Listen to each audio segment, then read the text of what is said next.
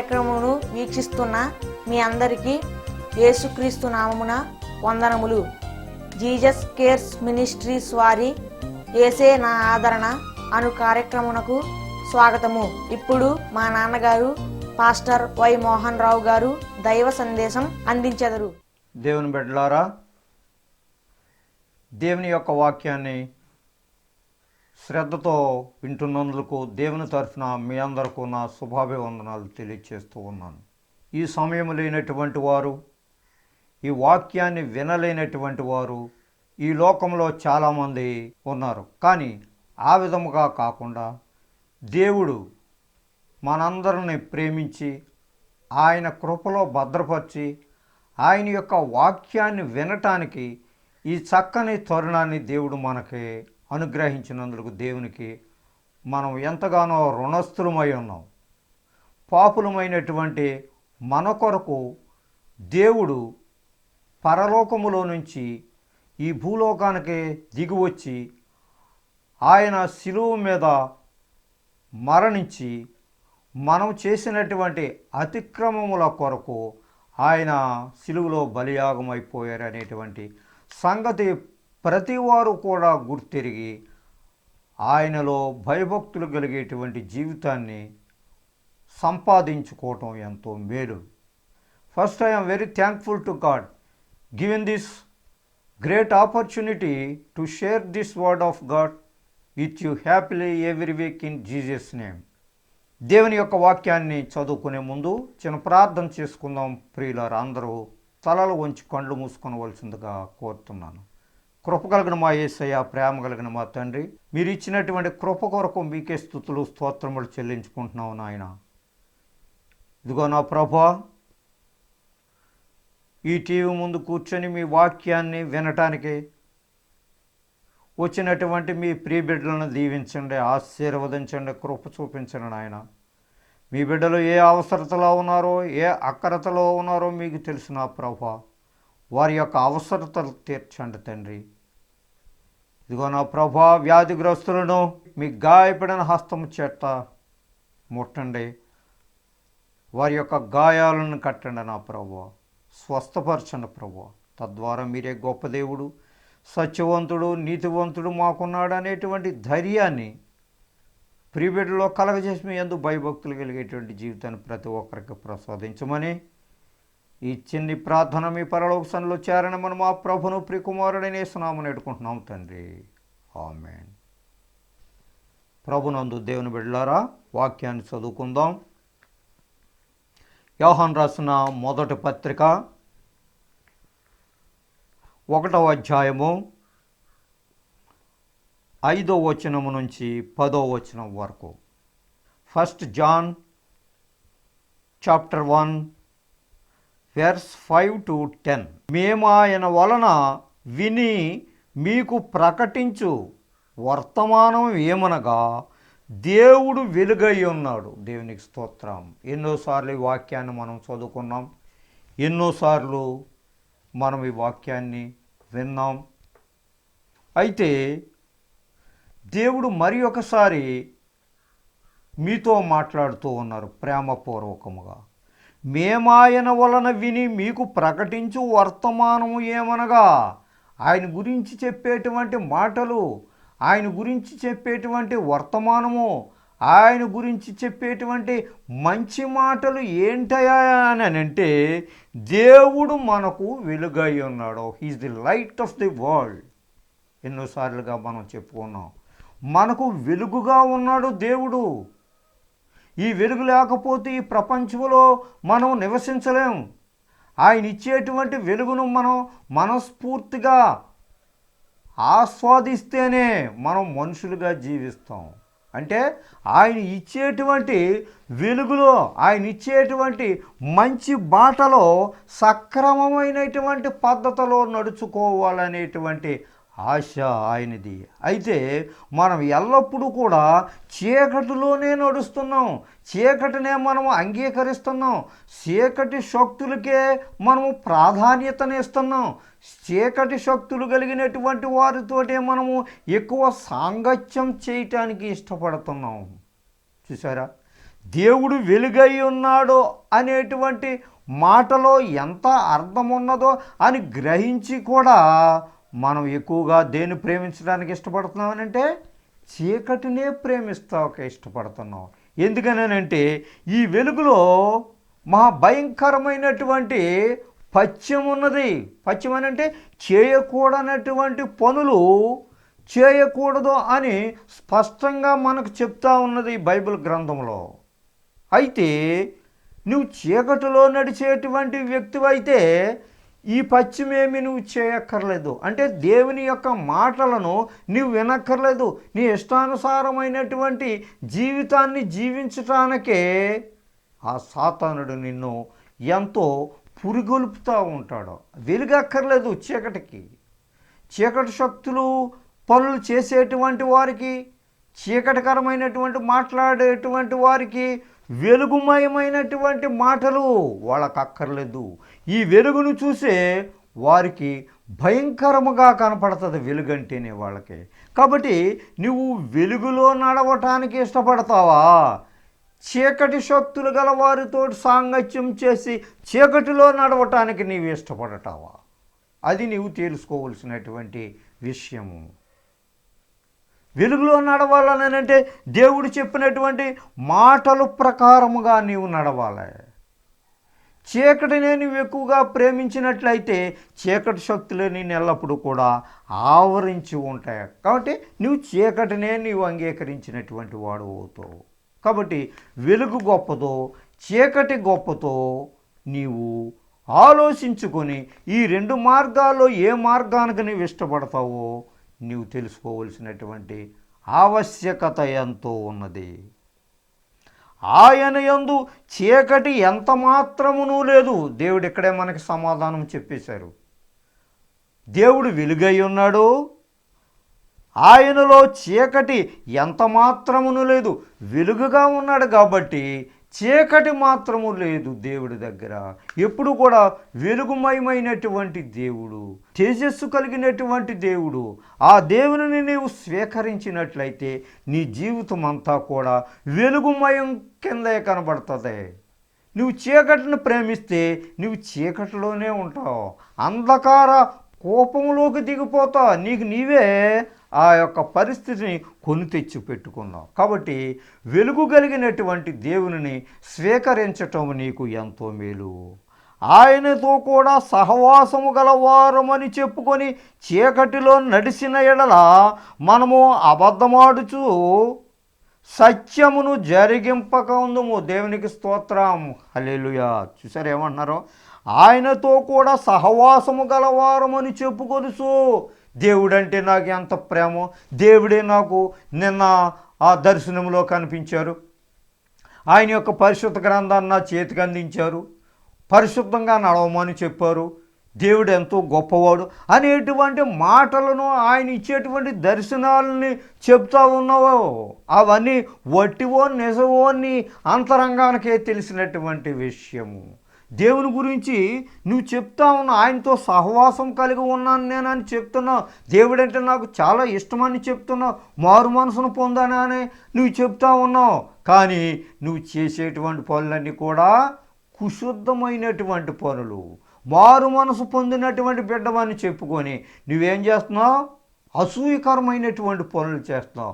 అసూయకరమైనటువంటి పనులు చేసేటువంటి వారితోటి నువ్వు సాంగత్యం చేసి వారిని పురుగొలుపుతున్నావు నువ్వు. కాబట్టి నీలో ఉండేటువంటి మారు మనసు ఎంత మాత్రము కూడా ప్రయోజనము లేనటువంటి మారు మనసు. కాబట్టి దేవుని యొక్క శిక్షకు నీవు దగ్గర అవుతున్నావు అనేటువంటి సంగతిని నీవు మర్చిపోతున్నావు. ఏంటి మారు మనసు నీది? దేవుని బిడ్డలని, దేవుని యొక్క భక్తుల్ని, దేవుని యొక్క భక్తురాండ్రని గురించి నీవు అనేక రకాలుగా వారి యొక్క కార్యకలాపాలలో చెడ్డ త్రోవలుగా నువ్వు నడిపించి వారిని గురించి విమర్శించేటువంటి జీవితం నీది. కాబట్టి నిజమైనటువంటి మారు మనసు కలిగినటువంటి వ్యక్తికి, దేవుడు వెలుగై ఉన్నాడు అని చెప్పేటువంటి వ్యక్తికి సరైనటువంటి మార్గములో నీవు నడపలేకపోతున్నావు, నీ మనసును సరైనటువంటి పద్ధతిలో మలుసుకోలేకపోతున్నావు. దేవుడు వెలుగై ఉన్నాడని చెప్తున్నావు మరలా, కానీ నీవు చీకటి శక్తులను ఆశ్రయించేటువంటి బిడ్డవుగా నీవు కనబడుతున్నావు. కానీ మరలా ఏమంటున్నావు? దేవునితో నేను సాంగత్యం చేస్తున్నాను, ఆయన అంటే నాకు ఎంతో ఇష్టం, ఎంతో నాకు భక్తి అని నువ్వు చందాలు ఇస్తున్నావు. నీ డొనేషన్స్ని సేకరించేటువంటి దేవుడు కాదు, హృదయపూర్వకంగా నీవు ఆయనను అంగీకరించి నీవు ప్రేమతో ఇచ్చినటువంటి ఆ యొక్క కానుకనే దేవుడు స్వీకరిస్తాడే తప్ప నీవు వేరే రకమైనటువంటి పద్ధతిలో నీవు ఆ కానుకనిస్తే దేవుడు స్వీకరించేటువంటి వాడు కాదు. దేవుడు వెలుగై ఉన్నాడు. ఆ వెలుగు కలిగినటువంటి పనులే నీవు చేయటానికి ప్రయత్నము చేయి. సహవాసము గలవారమని చెప్పుకొని చీకటిలో నడిచిన ఎడల అబద్ధమాడుచు సత్యమును జరిపించకుందుము. వెలుగై ఉన్నాడని చెప్తా ఉండి నీవేం చేస్తున్నావు? చీకటిలో నడుస్తున్నావు. మరలా పైకి ప్రజలకే వెలుగును చూపిస్తున్నావు, కానీ నీవు నడిచేటువంటి నడకంతా కూడా చీకటిమయంగానే కనపడుతుంది. చీకటిమయంగా కనపడుతుంది కాబట్టి నీ యొక్క జీవితం ఎంతసేపు కూడా వర్ధిల్లదు. ప్రభువుకి వ్యతిరేకంగా నువ్వు జీవిస్తున్నావు, కానీ ప్రభువు గొప్పవాడు అంటున్నావు. ప్రిటెన్షన్ కలిగినటువంటి మనసుతోటి నీవు జీవిస్తున్నావు తప్ప దేవుడు నిన్ను గూర్చి ఇష్టపడడు. అబద్ధమాడుచు సత్యమును జరిగించకుందుము. సత్యం అనేటువంటి మాటలే లేదు, ఆ డెఫినేషనే లేదు నీలో. ఎందుకనంటే చీకటిమయమైనటువంటి జీవితము, చీకటికరమైనటువంటి మాటలు, ఇతరుల గురించి అనేక రకాలుగా చెడ్డగా నువ్వు ప్రస్తావించేటువంటి మనిషివి, వ్యక్తివి. నీ పనులన్నీ కూడా ఆ రకముగానే కనపడుతున్నాయి. ఏ రకముగా? చీకటిమయముగానే కాబట్టి నీవు సత్యాన్ని జరిగించలేవు. దేవుని యొక్క మంచి మాటలను వినలేవు. వినటానికి భయంకరంగా నీకు కనపడతాయి దేవుని యొక్క మాటలు. దేవుని యొక్క మాటలను వినాలనంటే ఎంతో భయభక్తి కలిగినటువంటి హృదయము నీలో ఉంటేనే దేవుని యొక్క ఆ మంచి మాటలకు విలువనిచ్చేటువంటి వ్యక్తిగా నీవు కనబడతావు. అయితే ఆయన వెలుగులో ఉన్న ప్రకారము మనమును వెలుగులో నడిచిన ఎడలా, దేవుడు వెలుగై ఉన్నాడు, కరెక్ట్, బాగానే ఉంది. అయితే ఆయన ఇచ్చేటువంటి వెలుగులో నడిచిన ఎడలా, ఆయన ఇచ్చేటువంటి బాటలో నడిచిన ఎడలా ఆయనలో అన్యోన్య సహవాసము గలవారమై ఉందుము. అన్యోన్య సహవాసం అంటే ఎప్పుడూ కూడా విడదీయనటువంటి బంధము, మంచి మనసుతోటి కలిపినటువంటి బంధము, భార్యాభర్తల కలయికతో ఏర్పడినటువంటి ఆ బంధము ఎటువంటిదో దేవునితో సహవాసము కలిగి ఉండటం అంతకంటే 1000 రెట్లు ఎక్కువ బలము కలిగినటువంటిది. ఇటువంటి సహవాసాన్ని కలిగి ఉంటారని దేవుడి యొక్క వాక్యం మనతో మాట్లాడుతూ ఉన్నది. కాబట్టి ఆయన ఇచ్చినటువంటి వెలుగుకు మంచి స్థానాన్ని ఇవ్వగలిగినటువంటి వారముగా మనం ఉండాలి. వెలుగులో నడిచిన ఎడల అన్యోన్య సహవాసము గలవారై ఉందుము. అప్పుడు ఆయన కుమారుడైన యేసు రక్తము ప్రతి పాపము నుండి మనలను పవిత్రులుగా చేయను. దేవునికి స్తోత్రం. నువ్వు ఎప్పుడైతే అన్యోన్య సహవాసం కలిగి దేవునిలో జీవిస్తావో, నీ మనసులో ఉండేటువంటి ఆ దుర్మార్గతనంతటిని కొట్టివేసి నిష్కలంకమైనటువంటి మనసుతోటి దేవుని నీవు ఆరాధిస్తావో, దేవుని నీవు మంచి మనసుతో భయభక్తులు కలిగినటువంటి జీవితాన్ని నీవు ఎప్పుడైతే అలవాటు చేసుకుంటావో, యేసుక్రీస్తు వారి యొక్క రక్తము ప్రతి పాపము నుంచి కూడా మనలను పవిత్రులుగా చేయును. పవిత్రుడు అయిపోతావు. నువ్వు మంచి మనసు కలిగినటువంటి వాడు అయిపోతావు. దేవునికి ఇష్టడుగా నీవు కనబడతావు. కాబట్టి అటువంటి సంబంధాన్ని నువ్వు ఏర్పాటు చేసుకున్నట్లయితే నీవు ధన్యుడువు. కీర్తనల గ్రంథము 5వ అధ్యాయము 12వ వచనములో ఈ విధముగా మనతో మాట్లాడుతున్నారు. The book of Psalms chapter 5 verse 12. యెహోవా నీతిమంతులను ఆశీర్వదించువాడవు నీవే. ఎప్పుడైతే ఆయన వెలుగులో నడుస్తావో, ఎప్పుడైతే ఆయన ఇచ్చినటువంటి ఆ పరిశుద్ధ గ్రంథములో మాటలను స్వీకరించి ఆయన చెప్పినటువంటి మాటల ప్రకారముగా నీవు నడుస్తావో, ఏమంటున్నారు ఇక్కడ, నీతిమంతులను ఆశీర్వదించినటువంటి వాడవు నీవే. అటువంటి బిడ్డల్ని ఆశీర్వదించడానికి, ఆయన యందు నమ్మకమైనటువంటి బిడ్డలను ఆశీర్వదించడానికి, ఆయన ఇచ్చేటువంటి కృపలను కుమ్మరించడానికి ఆయన సిద్ధముగా ఉన్నాడు. ఆశీర్వదించేటువంటి దేవుడవు నీవే. కేడెముతో కప్పునట్లు నీవు వారిని దయతో కప్పెదవు. దేవునికి స్తోత్రం. చూసారా, పవిత్రులుగా ఆయన రక్తము నుండి పవిత్రులుగా ఎప్పుడైతే చేసిందో, పవిత్రుడు అయిపోయావో, మంచి మనిషిగా తయారైపోయావో, దేవుని యందు నమ్మకమైనటువంటి బిడ్డవుగా నువ్వు ఎప్పుడైతే తయారయ్యావో దేవునిలో, ఆయన ఏమంటున్నాడు, ఆయన కేడముతో వారిని దయతో కప్పెదవు.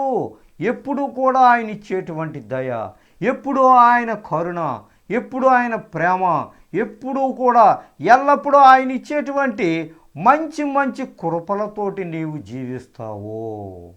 ఎప్పుడు వెలుగులో నడిచినట్లయితే, నువ్వు చీకటిలో నడిచినటువంటి వాడవైతే ఎప్పుడు కూడా అంధకార స్థలములోనే నీవు కిందకే కూరుకుపోతావు.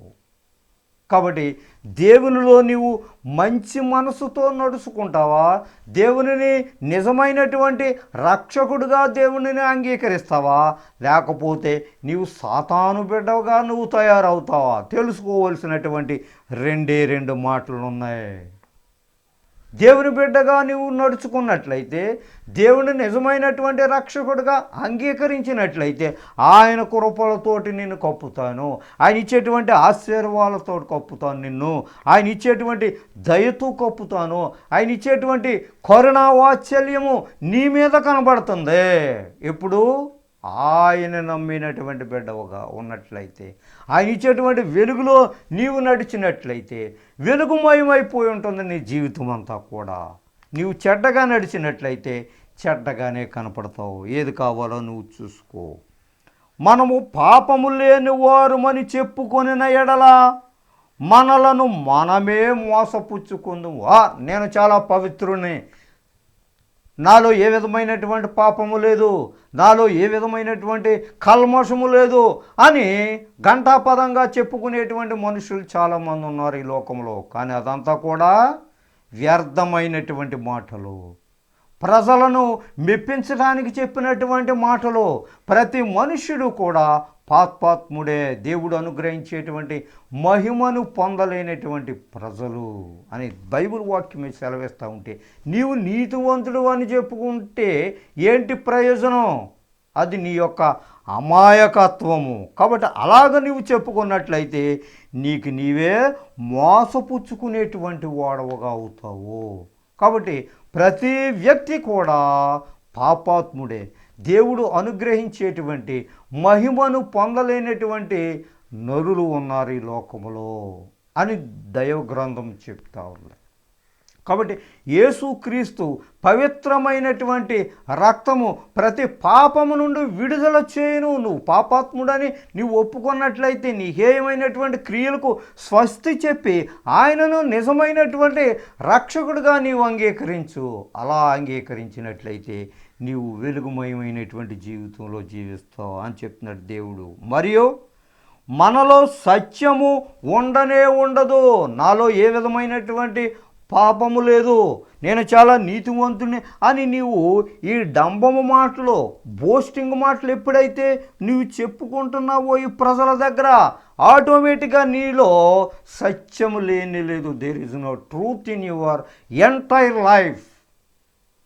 నీ జీవిత కాలం అంతా కూడా అసత్యమైనటువంటి మాటలతోటే ఉన్నావు. నీవు సత్యమైనటువంటి మాటలు ఒకటి కూడా నీలో కనబడదు. ఎందుకని అంటే నీ యొక్క పాపములను నీవు ఒప్పుకోవడం లేదు దేవుని దగ్గర. ఇంకా నీవు డంభం, డచ్చాకోరు మాటలు చెప్తా ఉన్నావు, నీవు బోస్టింగ్ మాటలు చెప్తా ఉన్నావు. అవి నీకు ఎందుకు పని చేయవు, ఎందుకు పని చేయి. దేవుని యొక్క ఆశీర్వాదాన్ని నువ్వు పోగొట్టుకునేటువంటి వ్యక్తిగానే ఆ మాటల్లో నువ్వు చెప్తా ఉన్నావు, కానీ ఆయనలో ఉండేటువంటి ప్రేమను నువ్వు పొందుకోలేకపోతున్నావు. ఆదికాండము 26 అధ్యాయం 3వ వచనం. Genesis chapter 26 verse 3. నేను నీకు తోడయుండి నిన్ను ఆశీర్వదించుదును, నీవు ఏ విధమైనటువంటి దుర్మార్గుడు అయినప్పటికీ కూడా నీకు తోడుగా ఉంటాను, నిన్ను ఆశీర్వదిస్తాను, నిన్ను దీవిస్తాను అనేటువంటి వాగ్దానాలు ఇచ్చినటువంటి దేవుని యొక్క మాటలను తృణీకరించి నీవేం చేస్తున్నావు? చీకటికరమైనటువంటి శక్తులతో, ఆ స్వభావం కలిగినటువంటి వ్యక్తులతోటి నీవు కూడా చీకటిమయమైపోతున్నావు. మళ్ళీ నేను పవిత్రునని చెప్పుకుంటున్నావు. There is no use in your life. నీ జీవితంలో ఏ విధమైనటువంటి ఉపయోగకరముగా కనపడటం లేదు. మన పాపములను మనం ఒప్పుకొనిన ఎడల ఆయన నమ్మదగిన వాడును నీతిమంతుడును కనుక ఆయన మన పాపములను క్షమించి సమస్త దుర్నీతి నుండి మనలను పవిత్రులుగా చేయని. దేవునికి స్తోత్రం. ఎంత చక్కని మాట. మన పాపాలను మనం ఒప్పుకున్నట్లయితే, మనం చేసినటువంటి హేయమైనటువంటి క్రియలను దేవుని ఎదుట మనం ఒప్పుకున్నట్లయితే, నేను పాపిని ప్రభువా, నన్ను క్షమించు ప్రభువా, ఫలాని వ్యక్తికి ఈ విధమైనటువంటి ద్రోహం చేశాను అనేటువంటి ఆ పశ్చాత్తాపము, ఆ రిపెంటెన్స్ ఎప్పుడైతే నీలో కలిగిందో నీవు మారు మనసు పొందినటువంటి బిడ్డవుగా పరిగణింపబడతావు. అలాగ చేసినట్లయితే దేవుడు ఏం చేస్తున్నాడో సమస్త పాపములను క్షమించి తద్వారా సమస్త దుర్నీతి నుండి మనలను పవిత్రులుగా చేయను. ఆ దుష్కార్యాల నుంచి, నువ్వు చేసినటువంటి ఏ కార్యాల నుంచి, హేయమైనటువంటి మాటల నుంచి క్షమించి నిన్నేం చేస్తున్నారనంటే సమస్తము కూడా పవిత్రులుగా చేస్తాను అని దేవుడు మనకు వాగ్దానం చేస్తూ ఉన్నారు. మనము పాపము చేయలేదని చెప్పుకొనిన ఎడల ఆయనను అబద్ధికునుగా చేయువారు మగుదుము, మరియు ఆయన వాక్యము మనలో ఉండనే ఉండదు. అలాగ చేసినట్లయితే దేవుని వాక్యం నీలో ఉండదు, దేవుని యొక్క ప్రేమ నీలో ఉండదు, దేవుని యొక్క కృప నీలో ఉండదు. ఈ లోకములో అబద్ధికుడుగా నువ్వు పరిగణింపబడితే సరే, అయితే దేవునిలో కూడా నువ్వేం చేస్తున్నావనంటే నమ్మకమైనటువంటి వారుగా నేను ఉన్నానని చెప్తున్నా. అలా చెప్పుకున్నట్లయితే ఆయన వాక్యము మనలో ఉండదు. అంటే దేవుని యొక్క సత్యాన్ని నీవు నెరవేర్చలేనటువంటి బిడ్డవుగా కనబడుతున్నావు. కాబట్టి ఇటువంటి హేయమైనటువంటి కార్యాలన్నిటినీ కూడా తీసివేసి, చీకటి శక్తులమయమైనటువంటి మాటలను తీసివేసి, ప్రభువారు ఇచ్చినటువంటి ఆ వెలుగులో నీవు నడిచినట్లయితే పైన చెప్పుకునేటువంటి ఈ సమస్త విధములైనటువంటి ఈ పాపములన్నీ కూడా తొలగించబడి ఏం చేస్తున్నారో ఆయన క్షమించి నిన్ను పవిత్రులుగా చేస్తానని వాగ్దానం చేస్తున్నాడు దేవుడు. అటువంటి కృప దేవుడు మనందరికీ దయచేయను కాక. రోమీయులకు రాసిన పత్రిక 12వ అధ్యాయము 3వ వచనం నుంచి 10వ వచనం వరకు ఇలా రాయబడి ఉన్నది. తన్ను తాను ఎంచుకొన తగిన దానికంటే ఎక్కువగా ఎంచుకొనక దేవుడు ఒక్కొక్కనికి విభజించి ఇచ్చిన విశ్వాస పరిమాణ ప్రకారము తాను స్వస్థ బుద్ధి గలవాడొకటకై తగిన రీతిగా తన్ను ఎంచుకొనవలనని నాకు అనుగ్రహింపబడిన కృపను బట్టి మీలోనున్న ప్రతివానితోనూ చెప్పుచున్నాను. ఒక్క శరీరములో మనకు అనేక అవయవములుండినను ఈ అవయవములన్నింటికీ ఒక్కటే పని ఎలాగూ ఉండదో అలాగే అనేకులమైన మనము క్రీస్తులో ఒక్క శరీరముగా ఉండి ఒకనికొకరము ప్రత్యేకముగా అవయవములమై ఉన్నాము.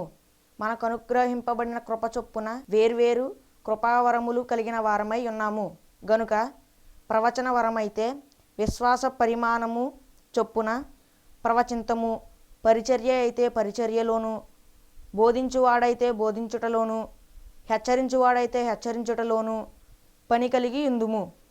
పంచిపెట్టువాడు శుద్ధ మనసుతోనూ, పై విచారణ చేయువాడు జాగ్రత్తతోనూ, కరుణించువాడు సంతోషముతోనూ పని జరిగింపవలెను. మీ ప్రేమ నిష్కపటమైనదై ఉండవలెను. చెడ్డదానిని అసహించుకొని మంచిదానిని హత్తుకొని ఇండుడి. చిన్న ప్రార్థన చేసుకుందాం ప్రియులారా.